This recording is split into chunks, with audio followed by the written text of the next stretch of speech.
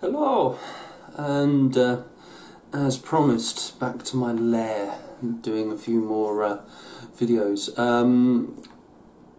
A series of videos I did a while back, chords of the something variety, like the major seventh variety, the minor seventh variety, the dominant seventh variety, and the minor 7 flat 5 variety. There was one particular one that I did miss that I think is quite an important one, and that's the diminished seventh variety. I'm also going to have a look at the major seventh, well, minor major seventh variety as well. Okay, so starting with that one, what is, first of all, a diminished chord? Got a rather horrible sound at first listening. We've all heard that sort of sound, be it from like the sort of comic element that you kind of get, but I mean it also has quite a lot of relevance. So for example,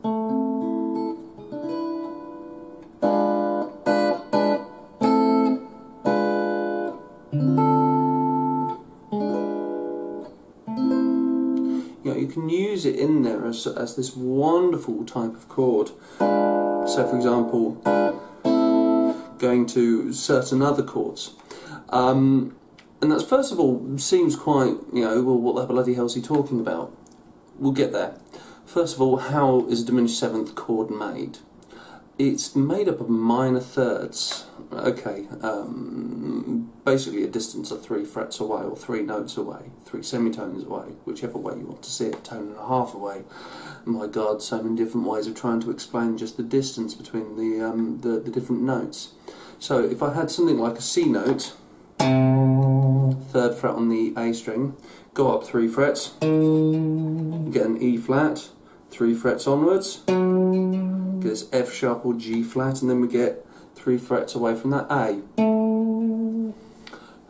Now, what's kind of amazing about the diminished seventh chord is actually we have 12 notes in total, 12 semitones, ranging from C all the way up to B, and then back to C.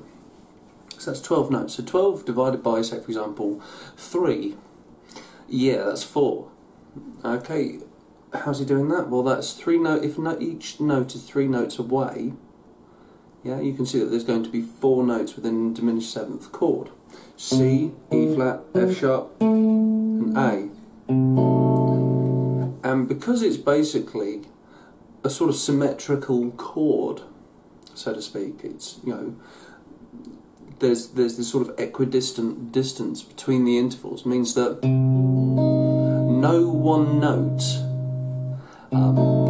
is actually really kind of the tonic, or every single one could be the tonic, so to speak, because they're all minor third away. So if we had a diminished seventh chord on C, well, it's not only a C diminished seventh chord, it's also an E flat diminished seventh chord, it's also an F sharp or G flat diminished seventh chord, it's also an A diminished seventh chord. Okay, so let's have a look at,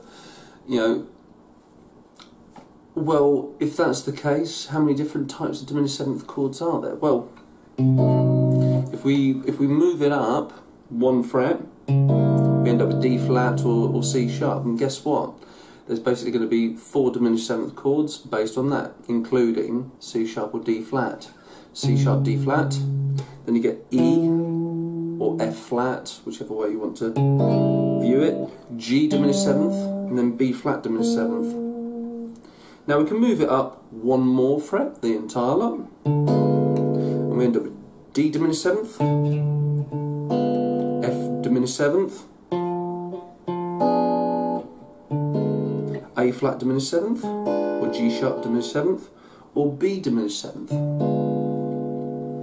Now, we've gone up so far 2 frets up, really. We've done the original, gone up 1, gone up 1 more. Now, if it's 3 frets away from the original, i.e. C, is also E flat diminished seventh, means that essentially there are only 3 different types, i.e. starting on C, C sharp or D flat, or D.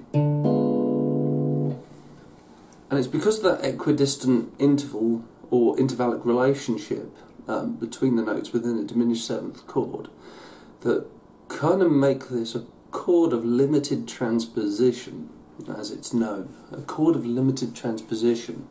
The other one that's notorious for this is the augmented chord, which is basically a 1, 3, and then sharp 5. Main reason being that's a chord made up of major thirds, which is 4 notes away. So C, E, and then G sharp. So once again, that would be limited because each of the notes within the chord are equidistant. Okay, so once again, that would be, you'd have something like a C augmented chord, C sharp augmented, D augmented, E flat augmented, and then it'd be back to the next note within the original augmented chord. Yeah? So C augmented is not only C augmented, it's E augmented. There's also, yep, G sharp augmented.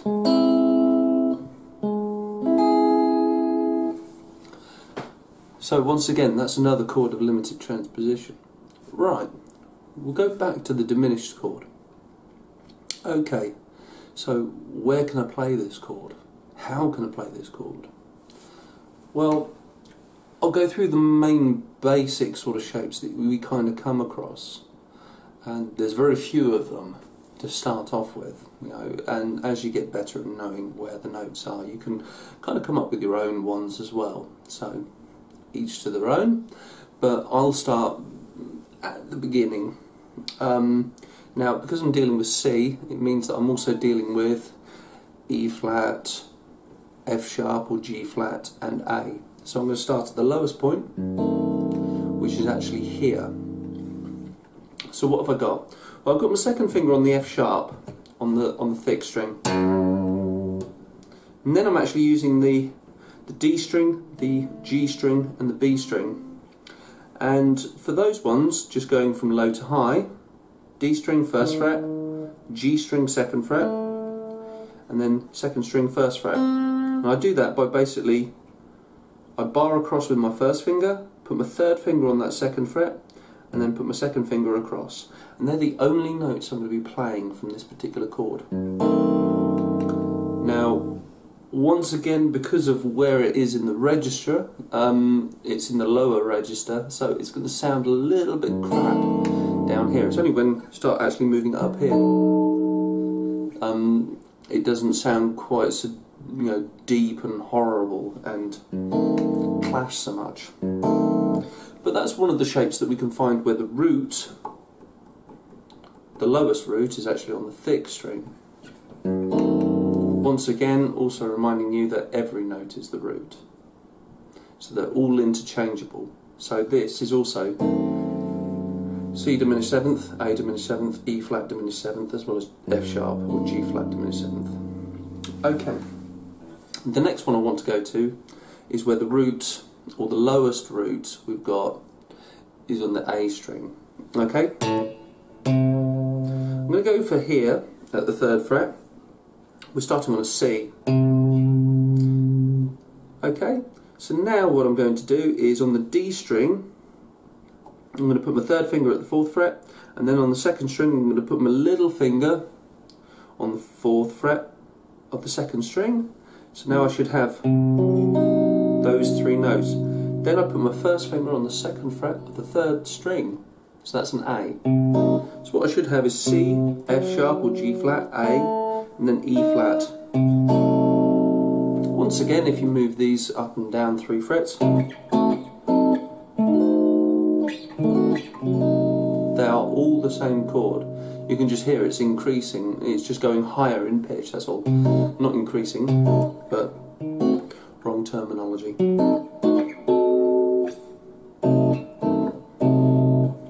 Right, So the next chord I want to go to, or the next shape, is the one where the root or the lowest possible root we've got, is actually on the D string. Okay, and this one is basically like your bog standard open D7. So, and then just raise the root up one.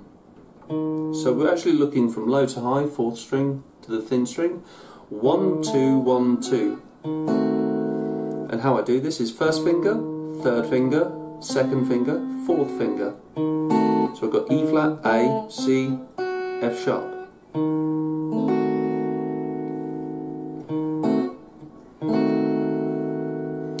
Now, a great way to practice this is to not only have a look at just going up in like minor thirds. So, for example, the one with the lowest with the root on the 6th string.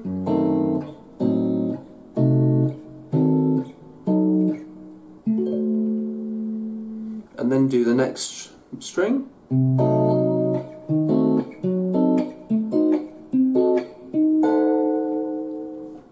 And then do the next string.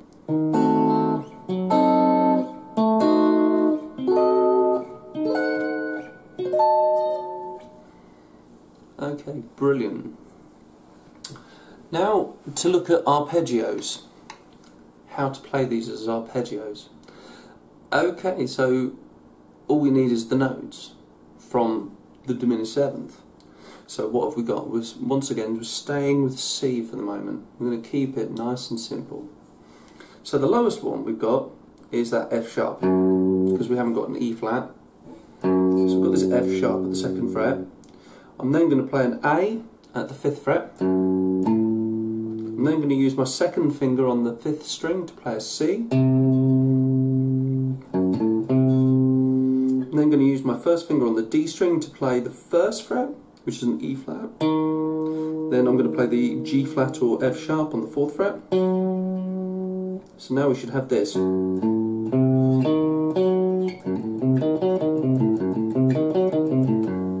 Remember, the best way to play through these arpeggios and get used to them is to do them several strings at a time, just so you can kind of get comfortable with it. So once we've got to that point, we're then looking at the 2nd fret, which is an A on the 3rd string. Then we're going to once again use this 1st fret on the 2nd string, 4th fret on the 2nd string, which is C and E flat or D sharp. Now you can use the 2nd fret on the thin string, which is an F sharp, and then the 5th fret, which is an A. Okay?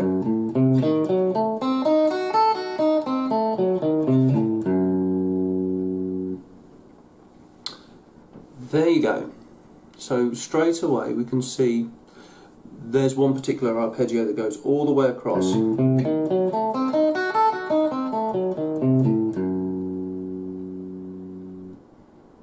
So that also means that essentially it's going to be symmetrical going across from the next one if we wanted to.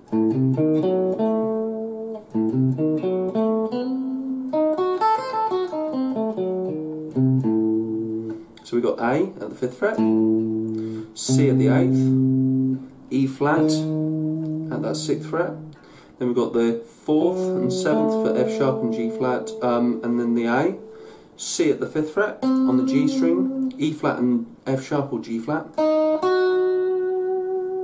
and then A and C at the 5th and 8th fret.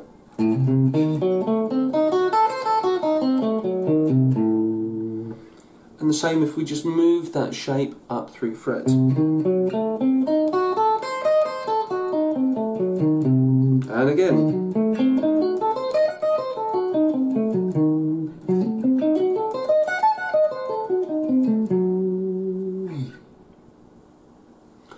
So actually, it's not that hard a chord to arpeggiate, say for example.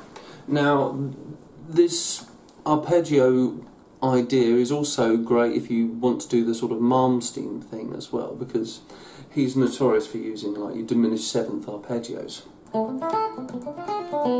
all that sort of stuff. Okay, well, how does he do it? Well, first of all, let's take an arpeggio and strip it down into smaller, more manageable chunks. Okay, once again I'm sticking with C for the moment. Just that part.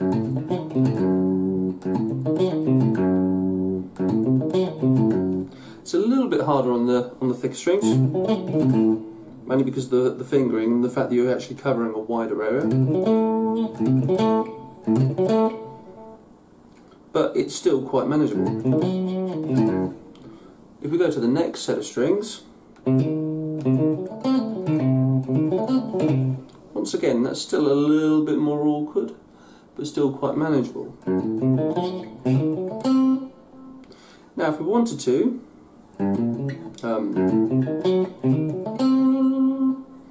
there for that one, starting on the 5th string, I'm using the 3rd fret, the 6th fret, the 4th fret, 2nd, and then the 5th.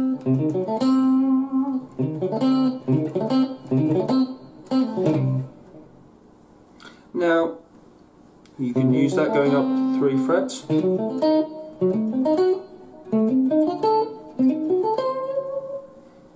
Okay. Right, the next one we'll have a look at. We're going to do this one at the 1st fret because we've got enough scope and space to be able to do that down low. Now this one's actually using the D string. I'm going to go 1, 4, then the 3rd string is 2nd fret, and then on the 2nd string we're going to go 1st and 4th.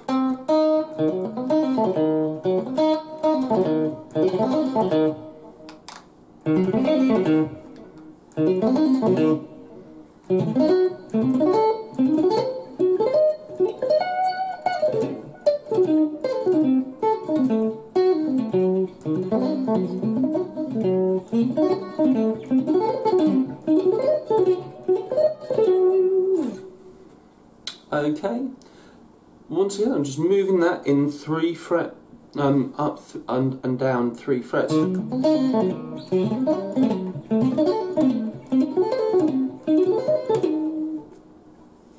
So that's actually quite simple to do. Okay, the next one we're going to have a look at is on the 3rd string, and this starts at the 2nd fret. So we're at that A. Now we're going to go 2 and 5, A and C. Then we're going to get the 4th fret, which is that E flat or D sharp on the 2nd string. And then we're going to use the 2nd and 5th fret on the thin string, which is F sharp or G flat, and then A.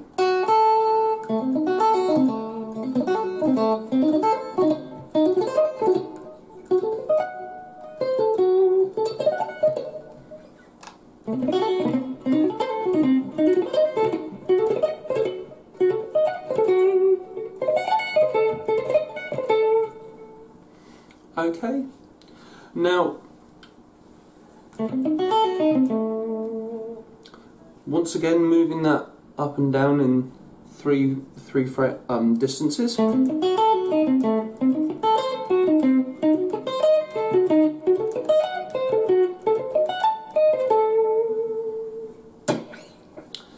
so far there should be plenty of scope for you to move around and get practicing and learning with that in itself. Another area of the diminished seventh I wanted to talk about is something I kind of alluded to when we were doing the final sort of shape using that D string as the lowest root. I said it was like a D7 with a raised root. Now this is a really important thing without you realising it, because one of the main altered types of chords that I've come across, say for example if I had something like a G7, or one that I love to use is actually something like a G7 flat 9.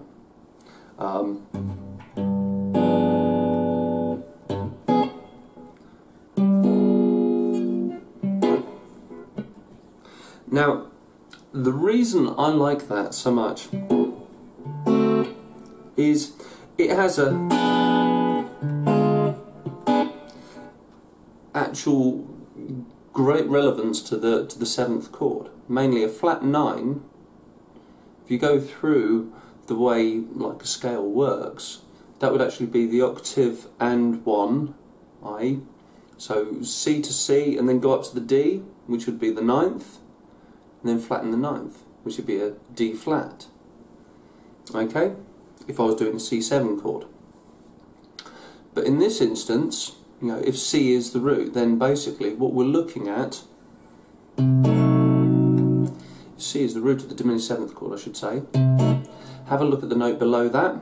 So a C diminished seventh chord is basically like a B7 chord, but with the B raised. Hold on, it's also an F sharp chord, well, an F chord, F7 chord, with the F raised. But that means that it's also a G7 chord with the G sharp 7 chord with the G sharp raised up to an A, or you can also see it as an A flat 7 chord with the root raised up to an A. Okay, or yeah, a D7 chord with the root raised up to an E flat. Okay, so that opens up a world of possibilities. So if this diminished seventh chord is actually also 4 seventh chords, or 4 7 flat 9 chords, oh wow, it means that this is a lovely little go-between to kind of get you off to different places. Because essentially if a C diminished seventh is basically the same as a B7 with a raised root, or a B7 flat 9, it means it must be able to go to an E. Because B7 always wants to go to E, it's 5-1. But hold on, this also means that if a C diminished seventh chord is also the same as an E flat diminished seventh chord, then an E flat diminished seventh chord is the same as a D7 flat 9. Okay, so a D7 flat 9 wants to go to a G chord of some sort?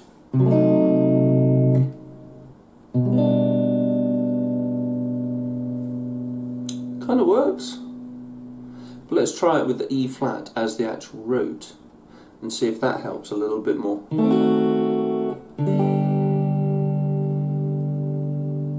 Okay, so the root does kind of make it a little bit more important, kind of gives us a little bit more hint as to what's going on. But it does show a little bit about your voicing. So E flat diminished seventh is similar to a D7 with a raised root, or a D7 flat 9.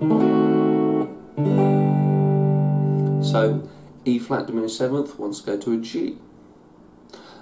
Oh, hold on a second. That means that the F sharp or G flat diminished seventh is the same as an F7 with a raised root, or an F7 flat 9. Which is the same as, you know, wanting to do an F7 to B flat.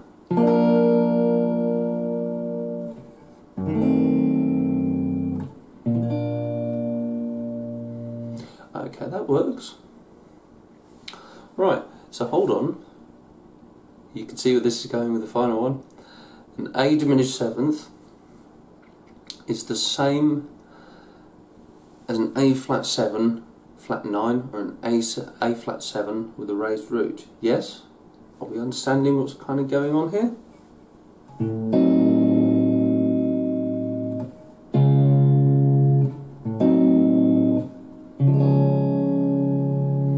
Yeah. So that A diminished seventh seems to want to go to a D flat chord quite readily.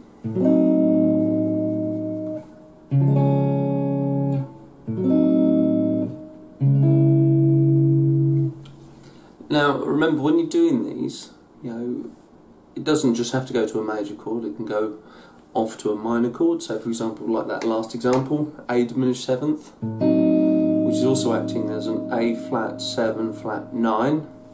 It can also go to a D flat minor.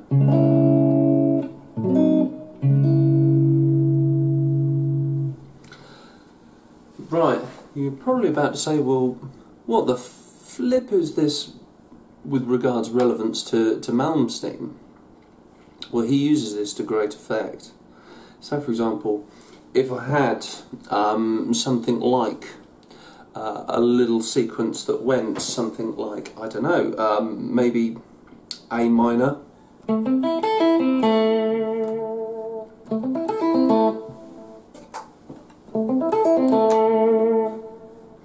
well, A minor, what's the 5 of A minor? Well, it's going to be something like an E7.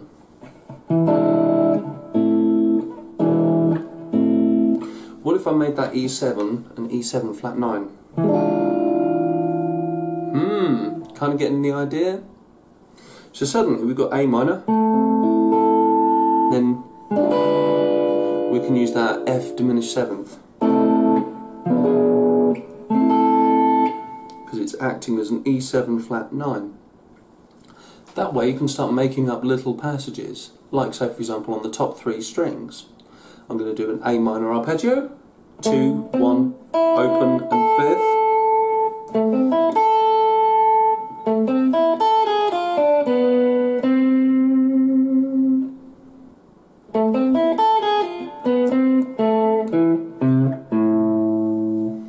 Okay, so what did I do? A minor,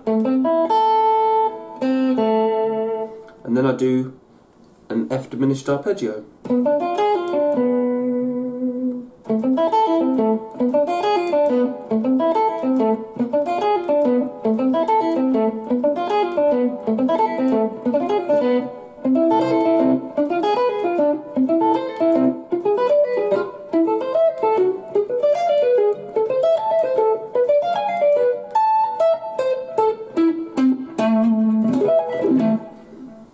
That sort of an idea kind of coming in. So what am I doing? A minor, 2, 1, open, 5, and then coming back to that C, and then I'm doing a 4, 3, 1, 4,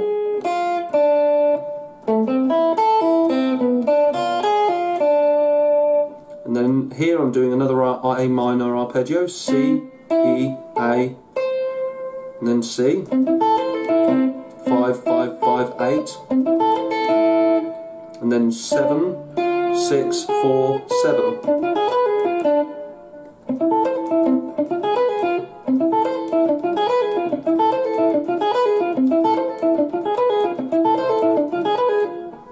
So you can kind of practice that a little bit. So there, what was I doing? Once again, that same A minor arpeggio there. And then 7, 6, 4, 7. Now do that same A minor arpeggio again. And now what I'm going to do is 10, 9, 7 and 10. And then how about something like an A minor arpeggio again? E, A, C and E. So 9, 10, 8 and 12. And then I'm going to go up to the 13, 12, 10, 13, G sharp, B, D, F. Then I'm basically going to do a carbon copy of this one down here. That A minor arpeggio, 14, 13, 12 and 17, so A, C, E and A. And then I'm basically 16, 15, 13, 16. If I wanted to, I could go up here.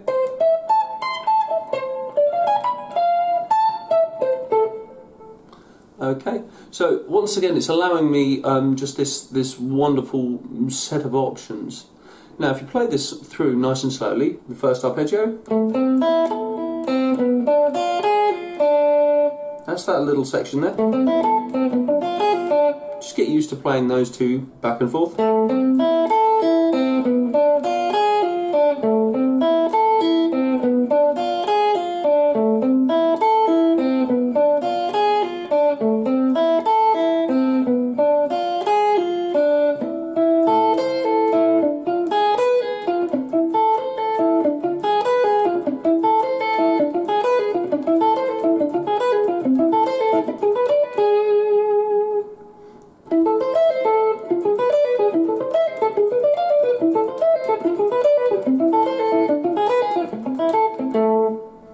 Once again, just using it as a means to manoeuvre up and down. Okay, so we've got up here.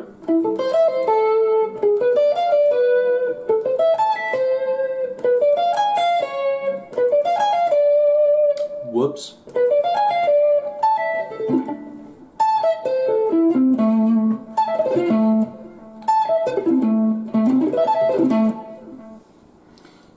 Giving us just a few little ideas. Okay, and that's the wonderful thing about diminished arpeggios. Once again, the next thing we're going to go on to is things like the half-whole and whole-half scale, and you know, where we can find some means to try and use those a little bit. But first of all, just kind of get used to that idea of the diminished seventh chord. It's a beautiful chord. It's not heard as much as I'd like to hear it in music, which is a shame. I mean, the last song where I heard it in some sort of dominance in a song was actually This Love by Maroon 5, where they used it to great effect, because you had that.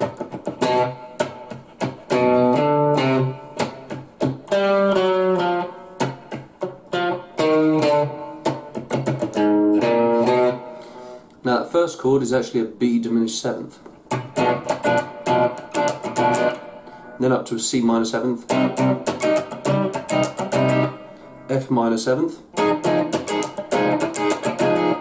to a D diminished seventh.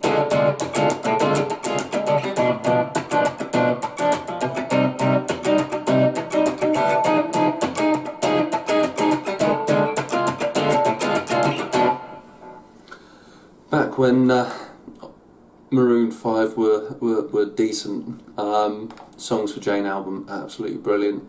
What happened, what went wrong, boys? You were so good and then you just blew it. In fact, check out that album, it's just absolutely brilliant. But for the moment, that's me signing off. Diminished Seventh, Arpeggios. Have a good day. Bye.